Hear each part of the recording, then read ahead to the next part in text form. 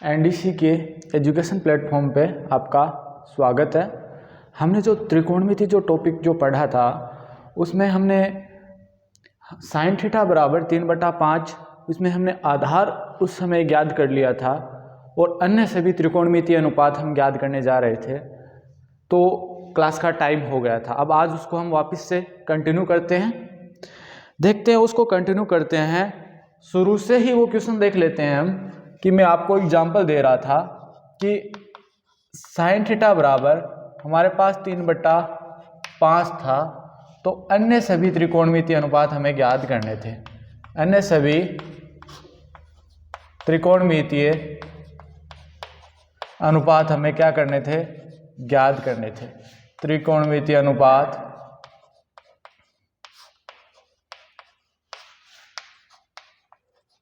ज्ञात करने थे।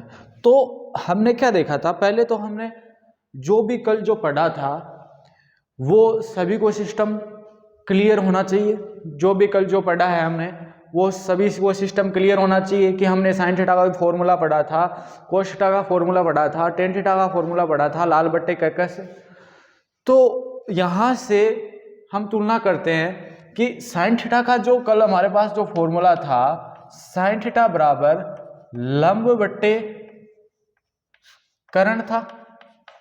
अब अगर हम ये यहाँ पे हमारे पास साइन थीटा बराबर 3/5 दिया हुआ है और अन्य सभी त्रिकोणमितीय अनुपात ज्ञात करने हैं। मैंने बता दिया था कि त्रिकोणमितीय अनुपात कौन से? एक sine theta, cos theta, tan theta, cot theta, sec theta और कोसेक थीटा, ये त्रिकोणमितीय अनुपात हमारे पास थे। तो साइन थीटा का तो हमें मान दिया गया है और अन्य सभी त्रिकोणमितीय अनुपात कौन से आ जाते हैं हमारे पास कि कोस थीटा का मान हमें याद करना है, टेन थीटा का, कोट थीटा का, सेक थीटा का और कोसेक थीटा का मान हमें याद करना है। अब देखना यहाँ से अगर हम तुलना करें कि साइन थीटा बराबर लंब बट्टे कर्ण होता है, तो लंब बट्टे कर्ण होता है तो देखना एक त्रिभुज में यहाँ से बना रहा हूँ, कोई भी त्रिभुज मान लिया ए बी सी। तो देखना अगर हम इससे तुलना करें, देखना लंब की जगह यहाँ पर कितना है? 3 है, और मैं बात करूं कर्ण की जगह यहाँ पे कितना है? 5 है। इसका मतलब हमारे पास लंब कितना है? 3 है और कर्ण कितना है? 5 है। अब देखना मैं इसको मान लेता हूं, ये हमारे पास क्या है? थीटा है। ये हमारे पास क्या है? थीटा है। तो इसके थीटा के सामने वाली भुजा, ये अगर थीटा ले रहे हैं तो इसके सामने वाली भुजा क्या है? लंब है। ये हमारी कल क्लास में बात हो गई थी। और ये 90 डिग्री का कोण है, तो इसके सामने वाली भुजा क्या है? कर्ण है। तो अब देखना ये कर्ण है, तो कर्ण कितना है? 5 है। और लंब कितना है? लंब है हमारे पास 3 है। तो क्या नहीं हमारे पास आधार नहीं है। तो कल हमने ये आधार ज्ञात कर लिया था। कितना आया था कल आधार? अब वापस से मैं नहीं बता रहा हूँ, पीछे वाली क्लास से देख लेना। आधार कितना आया था हमारे पास? आधार आया था हमारे पास 4। आधार कितना आया था? 4 आया था। तो आधार का मान हमारे पास 4 आया था। अब हम ज्ञात कर लेते हैं अन्य सभी त्रिकोणमितीय अनुपात। कैसे ज्ञात करेंगे कि हमारे पास सबके फॉर्मूले हैं। एक बार मैं यहाँ पे फॉर्मूला लिख देता हूं, लाल बट्टे कैका। तो ये लंब बट्टा कर्ण, ये आधार बट्टा कर्ण और ये लंब बट्टा आधार, ये कोस थीटा का फॉर्मूला, ये टेन थीटा का फॉर्मूला और ये साइन थीटा का फॉर्मूला। अब कोट थीटा का फॉर्मूला इसका उल्टा होगा, कोट थीटा का फॉर्मूला इसका उल्टा होगा किसका? टेन थीटा का। और सेक थीटा का फॉर्मूला कोस थीटा का उल्टा होगा और कोसेक थीटा का फॉर्मूला साइन थीटा का उल्टा होगा। तो पहले हमारे पास साइन थीटा की तो वैल्यू है, साइन थीटा की वैल्यू दे रखी है, साइन थीटा बराबर 3/5 है।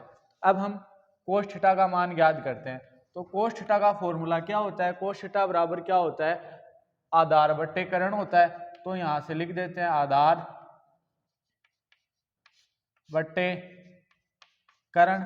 अब यहां से चित्र से हम देखते हैं, जो डायग्राम दिया गया है इसमें आधार कितना है? BC बट्टे कर्ण कितना है? AC। तो आधार 4 करण कितना 5, तो इसका मतलब कोस थीटा कितना आ गया 4/5 आ गया। कोस थीटा कितना आ गया 4/5 आ गया। अब टेन थीटा का मान याद कर लेते हैं। टेन थीटा का फॉर्मूला क्या होता है? टेन थीटा बराबर हमारे पास होता है लंब बटे आधार, तो लिखो लंब बटे आधार। टेन थीटा का लंब बटे आधार होता है। तो देखना लंब का मान हमारे पास ये रहा ए बी बटे आधार ये रहा बी सी। ए बी है 3 और आधार ये टेन थीटा का मान आ गया। अब आप जो मान है वो फॉर्मूले की सहायता से भी ज्ञात कर सकते हो, या फिर मैंने आपको बताया कि कोट थीटा होता है वो टेन थीटा का उल्टा होता है। तो यहां से अगर हम कोट थीटा देखना चाहें तो या तो सूत्र से निकाल लो या फिर डायरेक्ट टेन थीटा का उल्टा कर दो। कोट थीटा बराबर कितना आ जाएगा 4/3 आ जाएगा। और वैसे फॉर्मूला क्या होता है कोट थीटा का? कोट थीटा का फॉर्मूला होता है आधार बट्टे लंब। तो देखना ये 4 आधार ही है, वहां पे देखो, बट्टे ये 3 देखना वहां पे लंब भी है। ये लो कोट थीटा का। अगर 3 मान हमने निकाल लिए ना तो 3 मान हमारे पास अपने आप निकल के आ जाएंगे। अब देखना कोट थीटा, अब सेक थीटा का मान निकालते हैं तो सेक थीटा किसका उल्टा होगा? कोस थीटा का। तो यहां से देखना, यहां से सेक थीटा निकालेंगे तो ये 5/4 हो जाएगा। अगर कोस थीटा का फॉर्मूला हमारे पास क्या था? आधार बटे करण था। कोस थीटा का फॉर्मूला आधार बटे करण था, तो उसका करण बटे आधार हो जाएगा। किसका? सेक थीटा का। सेक थीटा का करण बटे आधार हो जाएगा। अब साइन थीटा का मान है हमारे पास 3/5।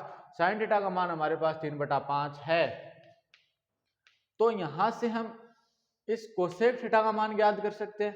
कोसेक थीटा का मान साइन थीटा का उल्टा होगा। कितना निकल के आएगा?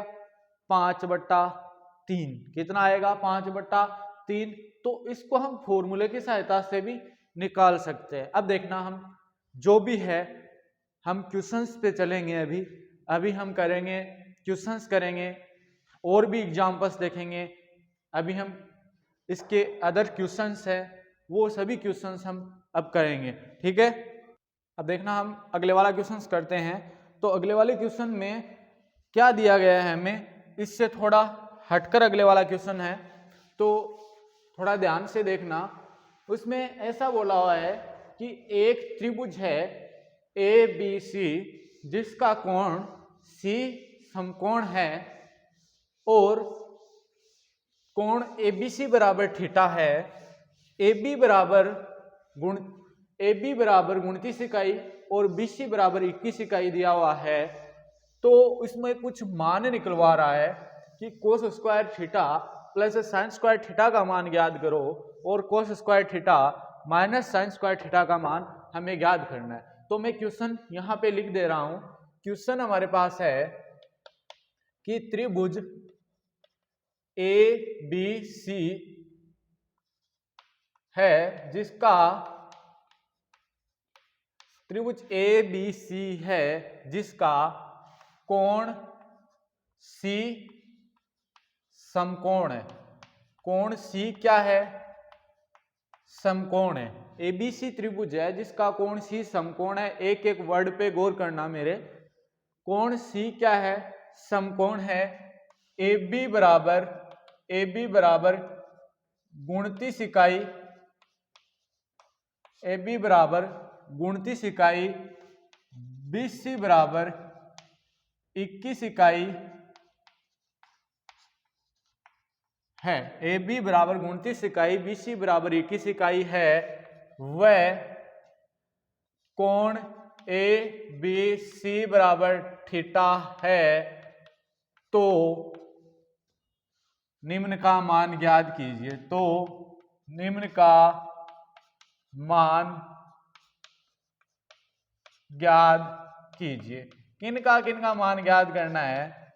एक तो पहला तो है कि cos square theta plus sine square theta की वैल्यू ज्ञात करनी है।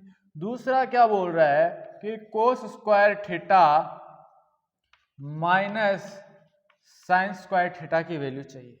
अब देखना, सबसे पहले हम एक डायग्राम बनाते हैं, उसमें जो भी क्वेश्चंस में बोला हुआ है उसको इसके अंदर प्रदर्शित करते हैं, दर्शाते हैं। उसके बाद में हम क्वेश्चन करने की पूरी कोशिश करेंगे। देखना, ये एक त्रिभुज है एबीसी। ये त्रिभुज क्या है? एबीसी। पहले एबीसी त्रिभुज तो है, लेकिन उसका कोण सी क्या है? समकोण है। तो यहां पे मान लेते हैं समकोण का मतलब 90 डिग्री का कोण होना चाहिए। कोण सी समकोण है, और ये ए और ये बच गया है बी। अब ये 90 डिग्री का कोण है। अब क्या बोल रहा है? अब मैंने आपको समकोण त्रिभुज के बारे में पहले ही बताया था। इसके सामने वाली भुजा 90 डिग्री के सामने वाली भुजा कर्ण। अब क्या बोल रहा है? जो बीच वाला तो एंगल होता है ना, देखना, कोण ए बी सी थीटा। अब मतलब थीटा कौन सा कोण है? जो बीच में आता है ना, जो नाम बीच में आता है। जैसे यहाँ पे बी बीच में आ रहा है, तो बी कितने डिग्री का कोण है? थीटा डिग्री का कोण है। यहाँ पे अगर ए आ रहा होता तो ए कितने डिग्री का होता? थीटा डिग्री का होता। बीच में आ रहा होता तो, अब देखना, इसका मतलब बी बीच में आ रहा है। कोण ए बी सी की बात की जा रही है, ए बी, बी बीच में आ रहा है, इसका मतलब बी कितने डिग्री का है? थीटा है। इसका मतलब अब हम कौन से कोण की बात, कौन सी कोण के सापेक्ष बात करना चाह रहे हैं? हम बात करना चाह रहे हैं थीटा के सापेक्ष। इसका मतलब मैंने शुरू में बताया था, इसके सामने वाली भुजा क्या होगी? लंब होगी। इसके सामने वाली भुजा क्या होगी? लंब होगी। तो अब क्वेश्चंस में दिया गया है ए बी बराबर 29 इकाई। अब ये जो कर्ण दे रखा है ए बी बराबर 29 इकाई दे रखा है, बी सी बराबर 21 इकाई दे रखा है। ये बच गया क्या? ये आधार, ये कितना दे रखा है? 21 इकाई दे रखा है।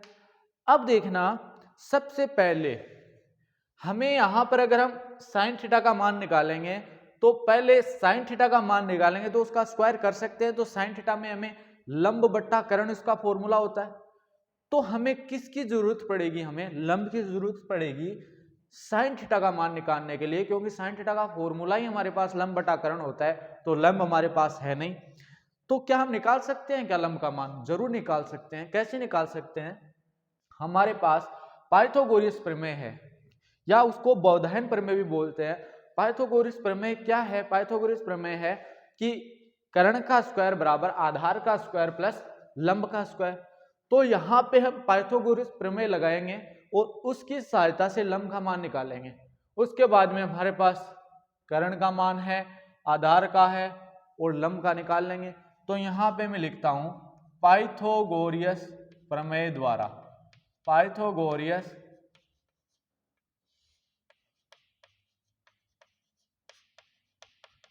प्रमेय द्वारा। क्या होती है पाइथागोरस प्रमेय? पाइथागोरस प्रमेय होती है कर्ण का स्क्वायर बराबर आधार का स्क्वायर प्लस लंब का स्क्वायर।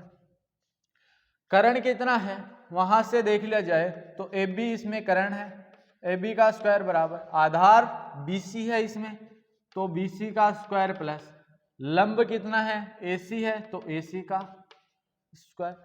अब एक बात देखना, ए बी का मान हमारे पास दिया गया है 29 का स्क्वायर।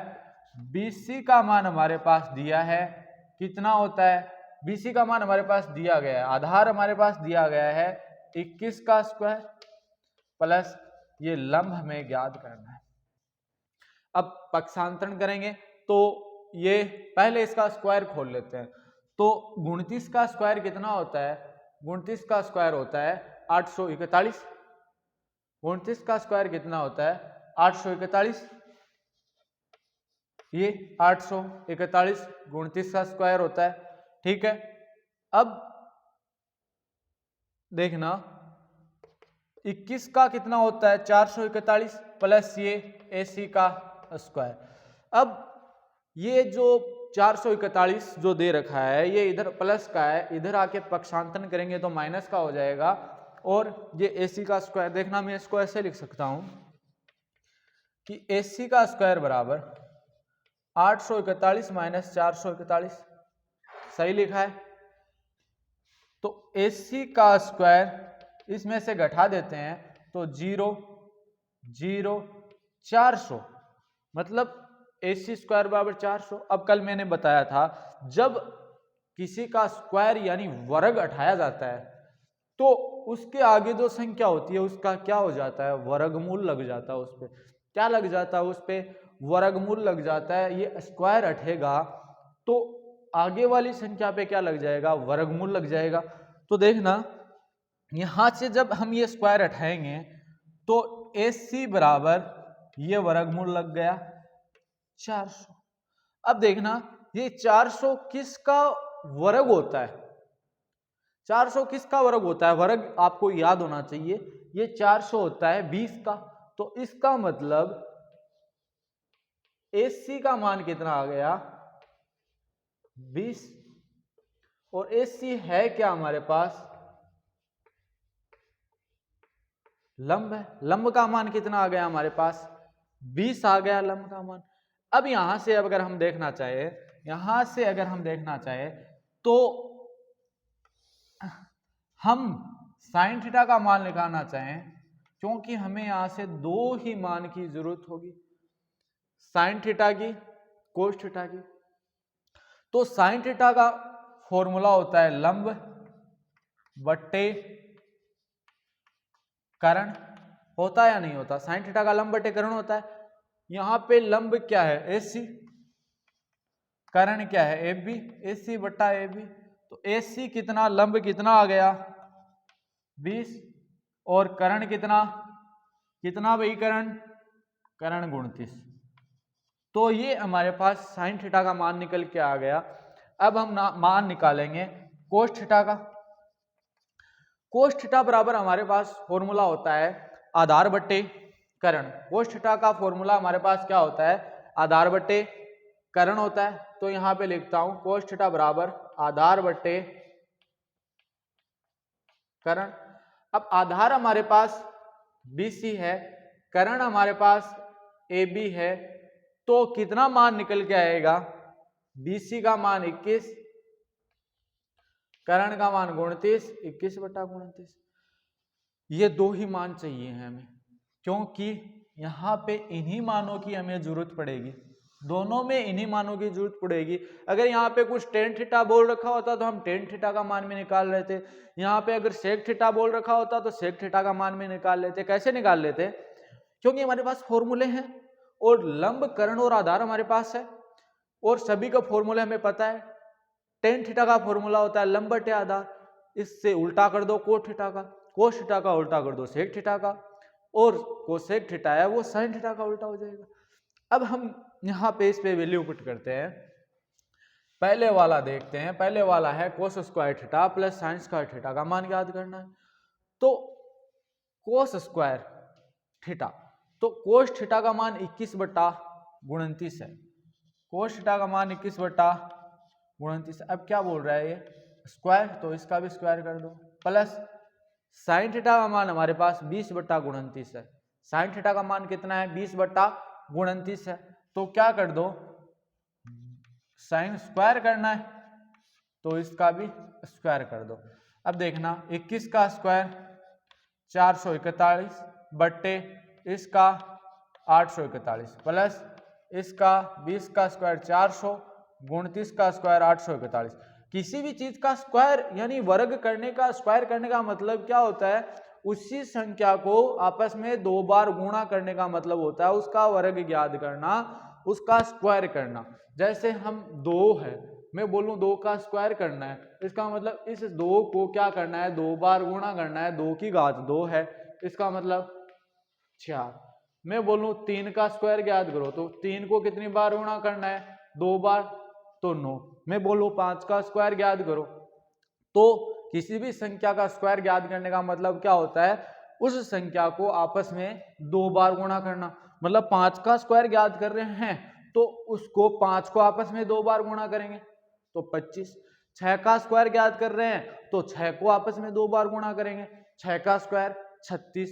इसका मतलब यहां पे भी हमने क्या किया है, जैसे 20 का स्क्वायर ज्ञात किया है तो 20 को 2 बार गुणा किया है तो 400, वैसे आपको ये याद होना चाहिए 29 का स्क्वायर 841।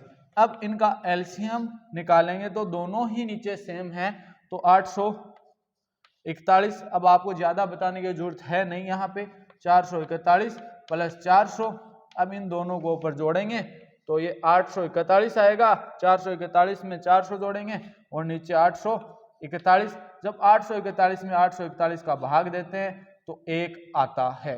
तो मतलब sine square theta plus cos square theta या फिर cos square theta plus sine square theta बराबर हमारे पास क्या आ गया, 1 आ गया। ये हमें याद भी रखना है। ये आगे जो 8.3 या 8.4 की जो प्रश्नावली है आपकी, उसमें ये काम आने वाला है कि sine square theta plus cos square theta बराबर 1, ये आपको याद भी रखना है, या फिर cos square theta plus sine square theta बराबर 1। अब हमारे पास मान हमें निकालना है दूसरा कि cos square theta minus sine square theta. तो ये हम निकालते हैं। मैं थोड़ा ये रफ कर रहा हूं, इधर वाला ये यहां से रफ कर रहा हूं, उतार लिया होगा शायद आपने, तो यहां से रफ कर देता हूं। थोड़ा समझने की कोशिश करना। अगर कोई भी प्रॉब्लम है, समझ में आने में कोई प्रॉब्लम हो रही है, कहाँ पे कोई भी डाउट है तो नीचे कमेंट सेशन में आप पूछ सकते हो। कोई भी डाउट है तो पूछ सकते हो आप, ठीक है। अब देखना दूसरा जो है वो है cos square theta minus sine square theta हमें ज्ञात करना है। तो कोस थीटा की वैल्यू हमारे पास कितनी है, 21/29। तो कोस स्क्वायर थीटा स्क्वायर करना है तो 21/29, इसका भी स्क्वायर माइनस वो ही सिस्टम है, ठीक है। स्क्वायर, अब स्क्वायर करने का मतलब मैंने आपको बता दिया कि किसी भी कोई भी जो संख्या होती है अगर उसका स्क्वायर करना है या वर्ग करना है तो उसको आपस में 2 बार गुणा करना होता है, तो वही होता है किसी भी संख्या का स्क्वायर या वर्ग ज्ञात करना। तो 21 का स्क्वायर 441 बट्टे 841 माइनस 400 बट्टे 841। अब इनका एलसीएम अगर हम निकालते हैं तो 841 आता है। अब यहां से वापस आपको मैंने पहले ही बता दिया था, वापस आपको ये बताने की जरूरत है नहीं कि ये एलसीएम कैसे लिया, 841 में यहाँ पे 441 कैसे लिख दिया, ये बताने की जरूरत नहीं है ना। ये 41 बट्टा 841 ये इसका आंसर आ जाएगा। 441 में से 400 तो घटा ही सकते हो, है ना। तो ये इस प्रकार हमारा ये क्वेश्चन कंप्लीट हुआ। अब देखते हैं इससे अगले वाला क्वेश्चन है वो क्या रहता है, इससे अगले वाला। अब देखना हम एक क्वेश्चन और करते हैं, एक क्वेश्चन और करेंगे कि उसमें हमें डायग्राम दिया गया है, आपकी किताब का ही वो क्वेश्चन है, उसमें डायग्राम दिया गया है और उसमें मान पूछ रहा है 10p माइनस कोट r का हमें मान ज्ञात करना। अब देखना इसमें दिक्कत क्या आएगी हमें, इसमें देखना कोण P और कोण R अलग अलग के सापेक्ष हमें लंब और आधार देखने होंगे। यहाँ पे वो जो मैंने शुरू में आपको बताया था कि जब ये कोण थीटा लेंगे तो लंब वो होगा उसके सामने वाली भुजा, जब वो अलग वाला कोण लेंगे तो उसके सामने वाली भुजा लंब होगी। तो देखना वो बात यहाँ पे हमारे काम आएगी। क्या काम आएगी, देखना एक डायग्राम है, गौर फरमाना, ये एक डायग्राम है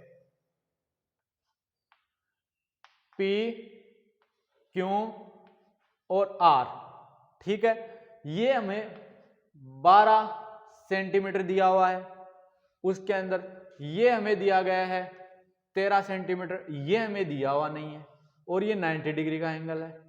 तो यहां से एक बात समझ सकते हो ना आप, यहां से एक बात समझ सकते हो, अगर ये 90 डिग्री का एंगल है तो इसके सामने वाली भुजा क्या हो गई, कर्ण हो गई, इसके सामने वाली भुजा कर्ण हो गई।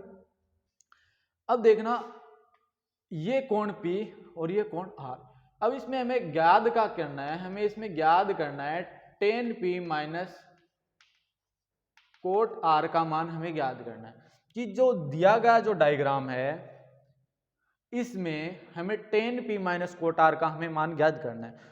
तो हमें यहाँ पे आधार की जरूरत होगी, क्यों होगी, क्योंकि tan थीटा का सूत्र ही लंब बटा आधार होता है। तो अगर हमारे पास आधार है नहीं तो हम tan का मान कैसे निकालेंगे। एक बार हम मान रहे हैं कि हमारे पास ये आधार है, क्योंकि हमें निकालना है ये लंब है और ये कर्ण है। तो देखना यहां भी हम पाइथागोरस प्रमेय लगाते हैं, तो पाइथागोरस प्रमेय लगाते हैं तो कर्ण का स्क्वायर मैं डायरेक्ट लिख रहा हूं कि पी क्यू का स्क्वायर बराबर, क्या मैं ऐसे लिख सकता हूं, क्यू आर का स्क्वायर प्लस पी क्यू, ये पी आर है, यहाँ पे पी क्यू नहीं है, पी आर का स्क्वायर, और यहाँ पे लिख सकता हूं मैं पी क्यू का स्क्वायर लिख सकता हूं ना। अब पी आर का मान हमारे पास है 13 का स्क्वायर बराबर, क्यू आर का मान हमारे पास है नहीं, हमें ये ज्ञात करना है, और पी क्यू का मान हमारे पास है तो ये 12 का स्क्वायर। अब देखना इसका स्क्वायर खोलते हैं, 169, 13 का स्क्वायर कितना होता है 169, और ये क्यू आर का स्क्वायर प्लस 12 का स्क्वायर कितना होता है 144, 12 का स्क्वायर कितना होता है 144 होता है। अब इधर ये अगर प्लस का निशान है तो अगर हम पक्षांतरण करेंगे तो पक्षांतरण करने पर ये प्लस का जो निशान है वो इधर आके किसका हो जाता है, माइनस का हो जाता है। तो देखना ये क्यू आर का स्क्वायर बराबर 169 माइनस 144, जब 169 में से 144 को घटाएंगे तो कितना आएगा, क्यू आर का स्क्वायर बराबर 125। लेकिन जब ये वर्ग हटेगा तो अभी बताया था मैंने क्या लग जाएगा, वर्गमूल लग जाएगा, क्या लग जाएगा 125 नहीं 25 ही, 125 नहीं 25। तो देखना क्यू आर जब स्क्वायर हटेगा तो कितना, ये 25 वर्गमूल। अब ये 25 किसका होता है, क्यू आर बराबर 5 सेंटीमीटर, कितना आ गया क्यू आर का मान 5 सेंटीमीटर, यहां क्यू आर का मान 5 सेंटीमीटर आ गया। लेकिन अभी हमें यह नहीं पता कि ये आधार है या फिर कुछ है, क्योंकि आधार है या फिर लंब है, क्योंकि हमें जो भी कोण लेने हैं वो अलग अलग लेने हैं। अब देखना यहां तो हमें कोण P के सापेक्ष बात करनी है, यहां पर हमें कोण R के सापेक्ष बात करनी है। तो कोण P के सापेक्ष और कोण R के सापेक्ष हमें बात करनी है।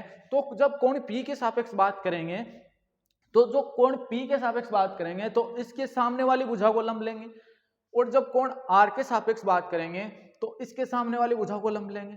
तो देखना पहले कोण P के सापेक्ष ही बात करते हैं। एक अलग से डायग्राम बनाता हूं मैं, एक अलग से ही डायग्राम बना लेता हूं, थोड़ा समझना, इधर अलग से ही डायग्राम बना लेता हूं कि ये इसमें प्रेजेंट करता हूं, ये P, ये Q और ये R।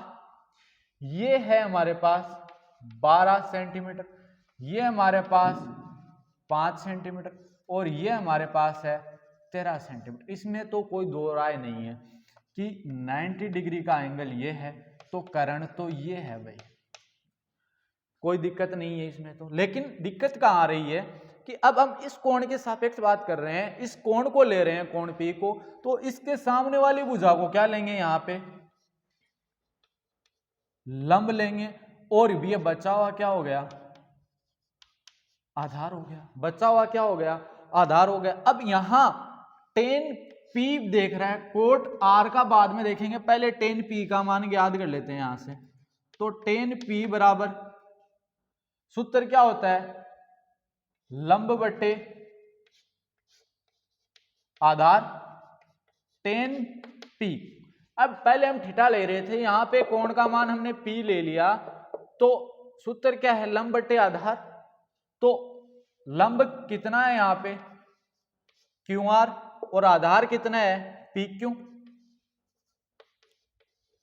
अब देखना यहां से अगर हम लिखें तो tan P बराबर क्यू आर का मान 5 और पी क्यू का मान 12, तो tan P का मान कितना आ गया 5/12। अब एक अलग से डायग्राम और देखते हैं जो कोण R को मानकर बनाएंगे, कोण R को मानकर बनाते हैं। देखना ये है P, ये है Q, ये है R, ये हमें 13 सेंटीमीटर दिया है, ये हमें 12 सेंटीमीटर दिया है, ये हमने ज्ञात कर लिया 5 सेंटीमीटर। लेकिन इस बार हम क्या ले रहे हैं, ये वाला कोण ले रहे हैं, इस बार ये वाला कोण ले रहे हैं। तो इस कोण के सापेक्ष हम बात कर रहे हैं, तो इसके सामने वाली भुजा को क्या लेंगे, लंब लेंगे, इसके सामने वाली भुजा को लंब लेंगे, तो बचा हुआ आधार हो जाएगा। अब यहां से कोट आर की बात करते हैं कि कोट आर का मान कितना निकलेगा, कोट आर का सूत्र टेन थीटा का उल्टा सूत्र होता है, तो इसका होता है आधार बट्टा